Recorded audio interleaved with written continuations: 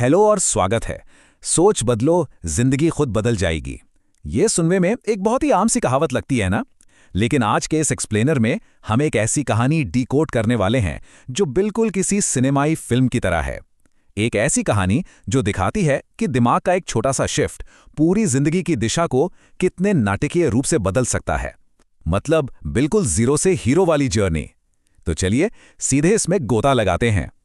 क्या किसी की एक छोटी सी बात एक पूरा जीवन बदल सकती है? ये सवाल बड़ा दिलचस्प है। अक्सर हमें लगता है कि लाइफ चेंज करने के लिए कोई बहुत बड़ा चमत्कार चाहिए, लेकिन सच तो ये है कि किसी अजनबी की एक छोटी सी पासिंग रिमार्क, एक आम सी बातचीत इंसान की पूरी असलियत को हिला सकती है। और आज की ये केस स्टडी बिल्कुल यही साबित करती है। अब एक सिनेमाई दृश्य की कल्पना करते हैं। एक बहुत ही शोरगुल भरा भीड़-भाड़ वाला रेलवे स्टेशन। वहां फटे पुराने कपड़ों में एक भिखारी है जो सिर्फ लोगों की दी हुई भीख पर जिंदा है। और तभी इस भीड़ में एंट्री होती है एक सूट-बूट पहने हुए बेहद अमीर बिजनेसमैन की। दोनों के बीच का विजुअल कॉन्ट्रास्ट बिल्कुल साफ है। एक तरफ पूरी तरह से लाचारी और दूसरी तरफ अपार सफलता और कॉन्फिडेंस। और यही वो टर्निंग पॉइंट है जहां से हमारी कहानी शुरू होती है, जब वो भिखारी उस बिजनेसमैन के आगे हाथ फैलाता है। और यहां आता है वो पावरफुल डायलॉग, जब किसी को कुछ दे नहीं सकते तो तुम्हें मांगने का भी कोई हक नहीं है। सच में कितनी कड़वी सच्चाई है ये कोई नॉर्मल ना नहीं थी। किसी फिल्म के उस इंसाइटिंग इंसिडेंट की तरह इस एक लाइन ने उस भिखारी के दुनिया देखने के नजरिए को चीर कर रख दिया। इस एक हार्श कमेंट ने उसके दिमाग में एक ऐसा तूफान ला दिया जिसने उसे सब कुछ सोचने पर मजबूर कर दिया। ये डायलॉग दरअसल लेनदेन के नियम या लॉ ऑफ एक्सचेंज पर आधारित था। उस बिजनेसमैन का फंडा बड़ा क्लियर था। अगर कुछ पाना है तो बदले में देने के लिए भी कुछ होना चाहिए। और इस सिद्धांत ने भिखारी को अंदर तक झकझोर दिया। उसके अंदर एक मानसिक युद्ध शुरू हो गया। मैं तो भिखारी हूं, मेरे पास देने के लिए क्या हो सकता है? इस एक कंसेप्ट ने उसकी अपनी पहचान और उसके मांगने के हक पर ही एक बहुत बड़ा सवालिया निशान लगा दिया।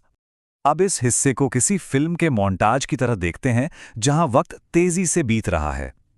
पहला दिन, उसे समझ आता है कि शायद उसे भीख इसलिए कम मिलती है क्योंकि वो बदले में कुछ नहीं देता। दूसरा दिन, लगातार ये तलाश कि आखिर वो लोगों को क्या दे सकता है।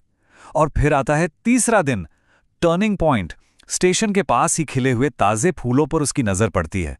और बिंगो, वहीं पर उसे अपने अस्तित्व के सबसे बड़े सवाल का जवाब मिल जाता है। इसके बाद विचार तुरंत एक्शन में बदल गए। एक नया चक्र शुरू हुआ। पहला कदम, पौधों से ताजे फूल तोड़ना। दूसरा कदम, ट्रेन में बैठे यात्रियों को वो फूल देना। और तीसरा कदम, बदले में पैसे या भीख मिलना। यह सिर्फ एक एक्शन नहीं था, यह उसके बदले हुए व्यवहार का एक फिजिकल प्रूफ था। उसने उस लेन देन के नियम को लिटरली अपनी जिंदगी में अप्लाई करना शुरू कर दिया था। और इसका असर वो तुरंत दिखा। लोग अब उसे दया की नजर से नहीं देख रहे थे, बल्कि खुशी खुशी उन फूलों को एक्सेप्ट कर रहे थे। नतीजा ये हुआ कि उसे मिलने वाले पैसों में जबरदस्त जंप आया।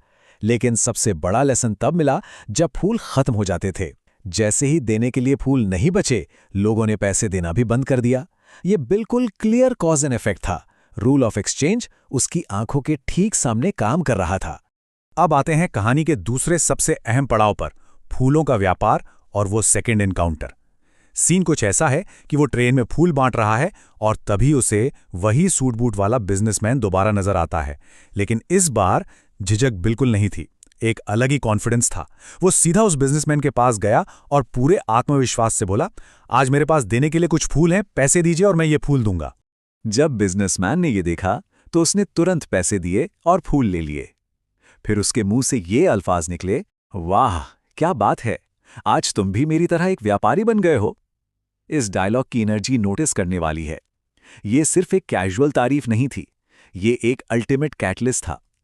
एक ऐसी चिंगारी जिसने हमारे मुख्य पात्र की लाइफ को पूरी तरह से ट्रांसफॉर्म कर दिया। यह बहुत ही दिलचस्प मिरर इफेक्ट है। जरा सोचिए, वो खुद की नज़र में अभी भी क्या था? एक भिखारी।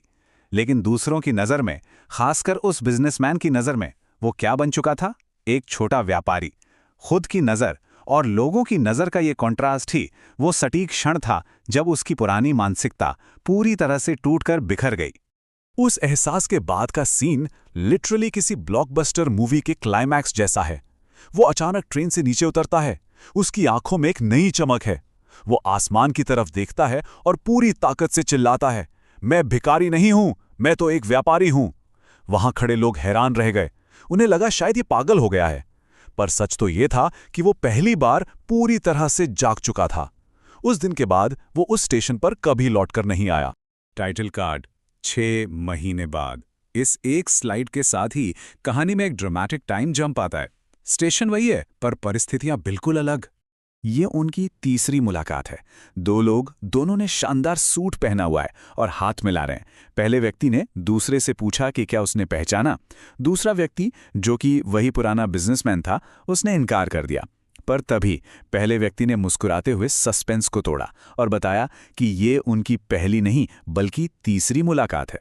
और फिर होता है ये माइंड ब्लोइंग रिवील।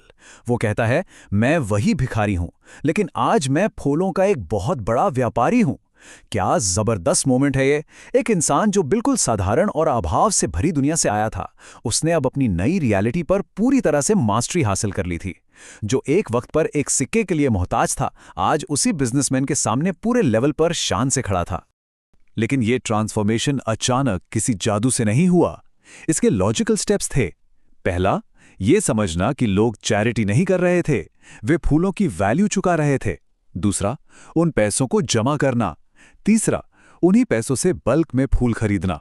और देखते ही देखते शहर की डिमांड पूरी करते हुए वो एक बड़ा मर्चेंट बन गया। ये प्रूफ है कि लॉ ऑफ एक्सचेंज सिर्फ फिलॉसफी नहीं बल्कि रियलिटी में ग्रोथ का एक बहुत ही प्रैक्टिकल और इफेक्टिव फॉर्मूला है।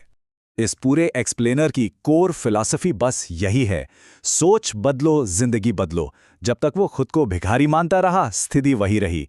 लेकिन जैसे ही सेल्फ रिस्पेक्ट जागी और एक बड़ा विजन सेट हुआ, सफलता अपने आप पीछे आई। ये बहुत ही प्रभावी ढंग से दिखाता है कि खुद को कमी की मानसिकता से निकालकर वैल्यू क्रिएशन की स्थिति में लाना कितना जरूरी है। तो आखिर में ये बड़ा दिलचस्प सवाल रह जाता है, क्या इंसान की सफलता केवल उसकी सोच पर निर्भर करती है? हमने देखा कि बाहरी परिस्थितियां नहीं बदली थीं, वही स्टेशन था, वही लोग थे। जो बदला था वो थी उस इंसान की अपनी सोच। ह्यूमन पोटेंशियल की सच में कोई बाउंड्री नहीं है। इस थॉट के साथ हम आज का ये एक्सप्लेनर यहीं रैप अप करते हैं। मिलते हैं अगले विश्लेषण में एक और नए कॉन्सेप्ट के साथ।